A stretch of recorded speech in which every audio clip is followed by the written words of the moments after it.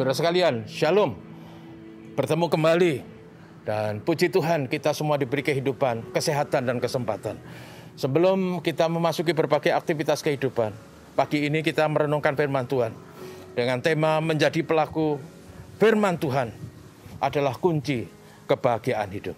Yakobus pasal 1 ayat 22 sampai 25. Demikian firman Tuhan. Tetapi hendaklah kamu menjadi pelaku firman dan bukan hanya pendengar saja. Sebab jika tidak demikian, kamu menipu dirimu sendiri. Sebab jika seorang hanya mendengar firman Tuhan dan tidak melakukannya, ia adalah seumpama seorang yang sedang mengamat-amati mukanya yang sebenarnya di depan cermin. Baru saja ia memandang dirinya, ia sudah pergi, atau ia segera lupa bagaimana rupanya. Tetapi barang siapa meneliti hukum yang sempurna, yaitu hukum yang memerdekakan orang, dan ia bertekun di dalamnya, jadi bukan hanya mendengar untuk melupakannya, tetapi sungguh-sungguh melakukannya, ia akan berbahagia oleh perbuatannya. Saudaraku, menjadi Kristen, kita diberi firman Allah yang hidup. Firman Allah itu anugerah bagi kita, supaya hidup kita di dunia diwarnai dengan kebenaran, dengan hal-hal yang berkenan di mata Tuhan. Dan firman Allah yang kita dengar, jangan hanya menjadi sesuatu yang kita dengar, kita mengerti.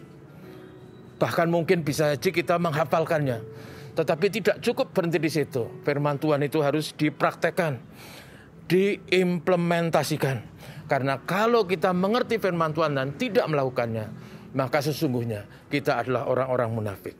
Munafik adalah gaya hidup yang sangat dikritisi oleh Tuhan Yesus. Matius pasal 25. Mendengar firman Tuhan dengan segala kesungguhan, itu berarti mendengar bukan untuk dilupakan, tetapi dilakukan sesuai dengan firman itu. Dengan demikian kita akan berbahagia dan kita diselamatkan. Itu kata teks. Waktu saya kecil, saya tinggal di desa. Dan rumah saya kira-kira 10 kilo dari kota kabupaten. Di belakang rumah saya kira-kira 1,5 kilo ada sungai yang relatif besar. Kalau musim penghujan airnya sangat deras. Jadi sebagai anak desa kami sering ke sungai itu dengan berbagai alasan. Tapi kami satu kali bahkan tenggelam di situ. Sampai ditolong orang dan saya diangkat dan kepala saya ditaruh di bawah supaya air di perut saya keluar. Lalu waktu saya di sekolah dasar, guru saya menjelaskan tentang kehidupan. Bahwa manusia hidup itu karena oksigen yang dihirup. Ya, dan sebagai manusia maka kita tidak bisa hidup di dalam air. Jadi kalau orang ada di air supaya dia bisa menghirup oksigen, kata guru, maka dia harus bisa berenang. Lalu Pak Guru menjelaskan bagaimana caranya berenang.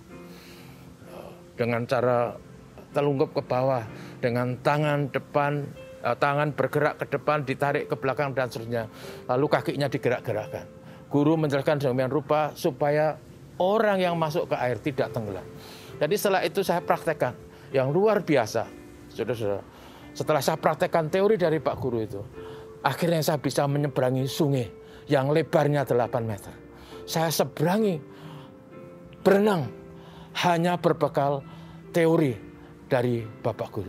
Jadi apa yang saya ingin katakan adalah saya mendengar nasihat, saya mendengar pelajaran, saya mendengar cara berenang, saya praktekkan. Dan yang luar biasa, saya bisa menyeberang dan saya tidak tenggelam, saya selamat. Dan yang luar biasa lagi, saya bahagia karena saya bisa berenang. Dan itu saya ada di kelas 4 sekolah rakyat. Saudara sekalian, firman Tuhan mengatakan kalau kita mendengar firman Tuhan dan melakukannya, maka dikatakan di sana, firman kalau kita sungguh-sungguh melakukannya, kami akan bahagia dan akan selamat sampai tujuan. Jadi saudaraku, sebagai orang Kristen, jangan hanya pintar dan hafal firman Tuhan, tapi mari kita mempraktekkan. Karena kunci kebahagiaan hidup adalah mempraktekkan firman Tuhan. Dan dengan firman Tuhan yang kita praktekkan, kita selamat sampai tujuan. Tuhan memberkati kita. Sekali lagi mari kita berdoa. Terpujilah nama-Mu, terima kasih kepadamu. Pagi ini kami doakan negeri kami, Tuhan memberkati. Ada pandemi yang belum bisa diatasi. Corona masih merajalela. Banyak orang masih merana. Kesusahan di sana sini ditemukan. Tuhan tolonglah supaya upaya pemerintah dengan berbagai cara diberkati. Sehingga corona penyebarannya dihentikan. Dan penyakit COVID-19 segera sirna. Berkati negeri kami, berkati bangsa kami. Berkati kami hari ini Bapak. Terima kasih. Dalam nama Yesus kami berdoa. Amin. Terima kasih saudaraku, selamat pagi, Tuhan memberkati.